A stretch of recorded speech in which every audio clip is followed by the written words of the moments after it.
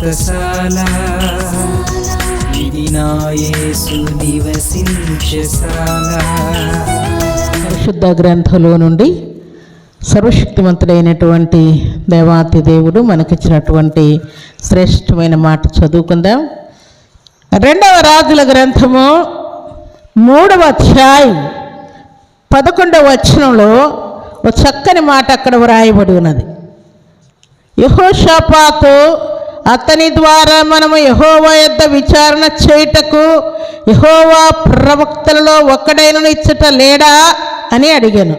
అంతటా ఇశ్రాయేలు రాజు సేవకులలో ఒకడు ఏలియా చేతుల మీద నీళ్లు పోయిచూ వచ్చిన షాపాతు కుమారుడైన ఎలీషా ఇక్కడ ఉన్నాడని చెప్పగా, ఏం చేసేవాడంట ఈయన? ఏలియా భక్తునికి చేతుల మీద నీళ్లు పోసేవాడంట. నీళ్లు పోసినటువంటి ఈయనకు దేవుడు ఏం చేశాడు చెప్పండి? ఎలీషా ప్రవక్త ఏలియా చేతుల మీద నీళ్లు పోసేవంట. ఆయన కడుక్కోవాలనుకున్నప్పుడు, స్నానం చేయాలనుకున్నప్పుడు, భోజనం చేయాలనుకున్నప్పుడు, ఏదైనా ఆయనకు అత్యవసరమైన పరిస్థితి వచ్చి నా దగ్గర ఎవ్వరు లేరు, నాకు చెంబు అందించేవారు కూడా లేరు అన్నటువంటి టైంలో ఎలీషా ప్రవక్త అంతగా ఆయనకు చేతుల మీద నీళ్లు పోస్తే, బలహీనతలో ఉన్నప్పుడు చేతుల మీద నీళ్లు పోస్తే ఎంత హెల్ప్ అనిపిస్తుందో అంతగా ఎలీషా ప్రవక్త ఏలియాకు పరిచర్య చేశాడంట. పేరేమని చెప్తున్నారు? ఎలీషా ప్రవక్త పరిచర్య చేశాడు అనకుండా వాళ్ళు ఏమంటున్నారు? ఏలియా చేతుల మీద నీళ్లు పోసినవాడు అని చెప్తూ ఉన్నారు.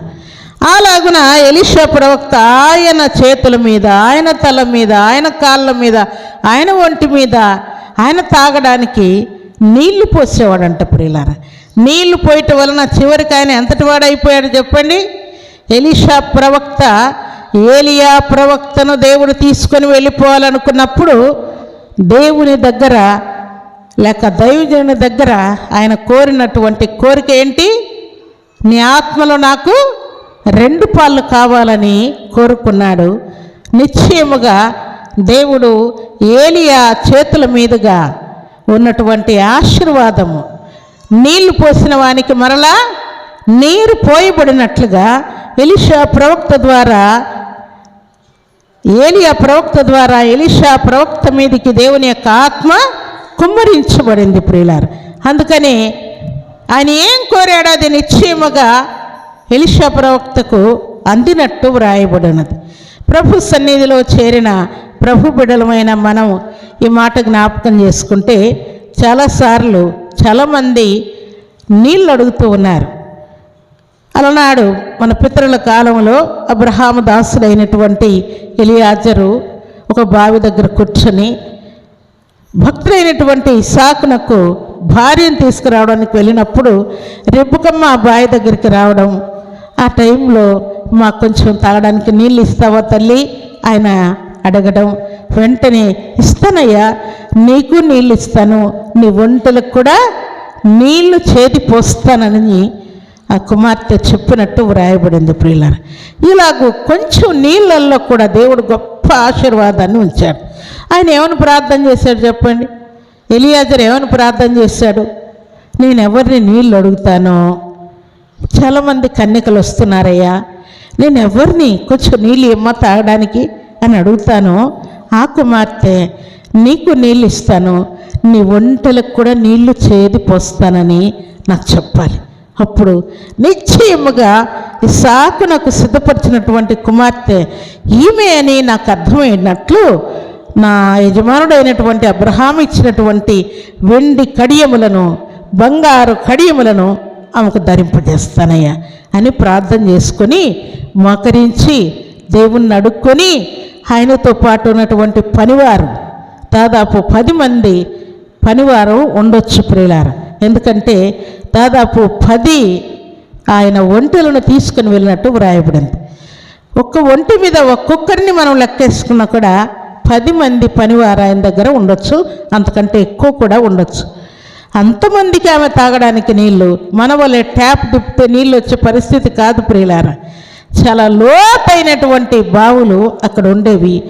ఆ బావుల్లో నుండి ఆమె చేది వారికి అందరికీ మనుషులకైతే ఒక 2-3 బిందెలు అయితే ఒకవేళ అయిపోతాయి వారు భోజనం చేసినా కూడా. కానీ అక్కడ 10 ఒంటెలకు ఆమె నీళ్లు చేదిపోసినట్టు వ్రాయబడింది.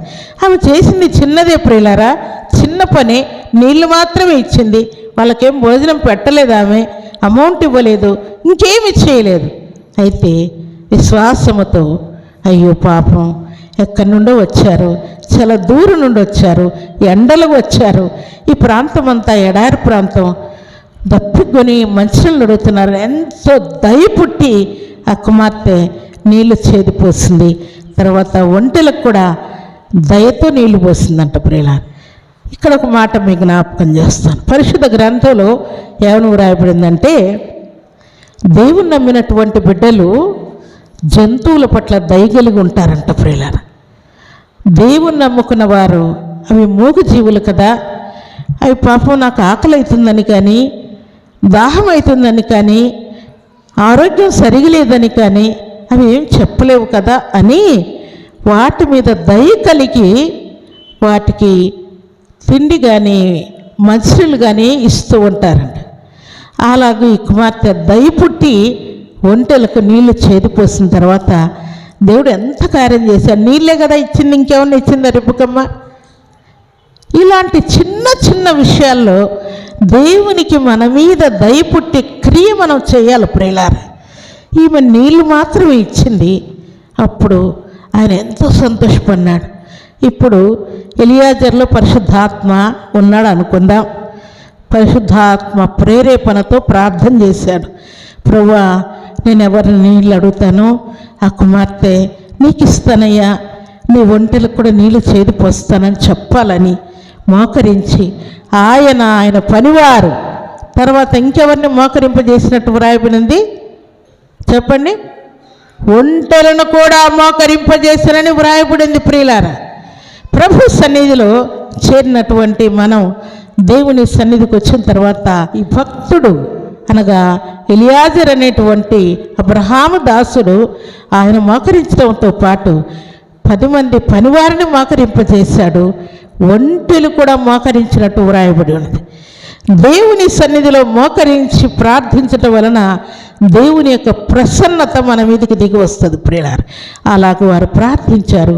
వారు ఆమెను అని అనకముందే రెబ్బకమ్మ బావి దగ్గరికి రావడం, వచ్చి రాగానే ఈయన నీళ్ళు అడగడం, వెంటనే ఆమె నీళ్లు చేదిపోయడం అయిపోయిన వెంటనే ఆయన అనుకున్నా అంట, నిశ్చయముగా ఈ కుమార్తె దేవుడు సిద్ధపరిచినటువంటి కుమార్తె ఉండొచ్చు.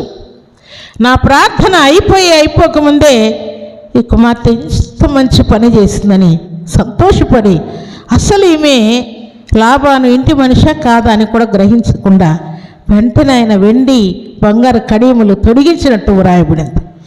ప్రభు సన్నిధిలో చేరిన ప్రభు బిడ్డలమైన మనం మంచి పనులు చేయటానికి పరిశుద్ధాత్మకు తోడయ్యేటువంటి పనులు, పరిశుద్ధాత్మ దేవుడు సంతోషపడే క్రియలు, పెద్దలు సంతోషపడే క్రియలు, దైవజనులు సంతోషపడే క్రియలు మనం చెయ్యాలి ప్రియులారా. చిన్నదే ఇది, మంచినీళ్ళు మాత్రమే ఆయన అడిగాడు, మంచినీళ్ళు మాత్రమే ఆ కుమార్తె ఇచ్చింది. వెంటనే ఆయన తెచ్చినటువంటి వెండి బంగారు కడయాలన్నీ కూడా ఆయన వేసేశారు. ఇప్పుడు ఆమె నీళ్ళకు కదా వచ్చింది, నీళ్ళ బిందె తీసుకొని వెళ్ళాలి కదా. ఆమె మరలా నీళ్ళ బిందె తీసుకొని ఇంటికి వెళ్ళింది. వెళ్ళేటప్పుడు ఖాళీగా వెళ్ళింది, వచ్చేటప్పుడు అన్ని ఆభరణాలు ధరించుకొని వచ్చింది. అప్పుడు వారి ఇంటి వారు అడుగుతారు, ఏమ్మా ఎక్కడివి ఇవి? నీళ్ళకని వెళ్ళి చేతులకు ఇవంతా నువ్వు వెండి బంగారాన్ని కడిములన్నీ వేసుకున్నావు, చెవులకు ముక్కులకన్నీ తగిలించుకొని వచ్చావు ఏంటి అని అడిగితే, అప్పుడు ఆ కుమార్తె ఎవరో ఆయన అబ్రహాము ఇంటి నుండి వచ్చాడంట, చాలా దూరం నుండి వచ్చాడని దాహంకు నీళ్ళు ఇవ్వమంటే ఇచ్చాను, ఒంటలకు కూడా నీళ్లు చేదిపోసాను, అది అయిపోగానే వెంటనే ఆయన వీటిని తగిలించేశాడు నా చేతులకు అంతా అని చెప్పిందంట.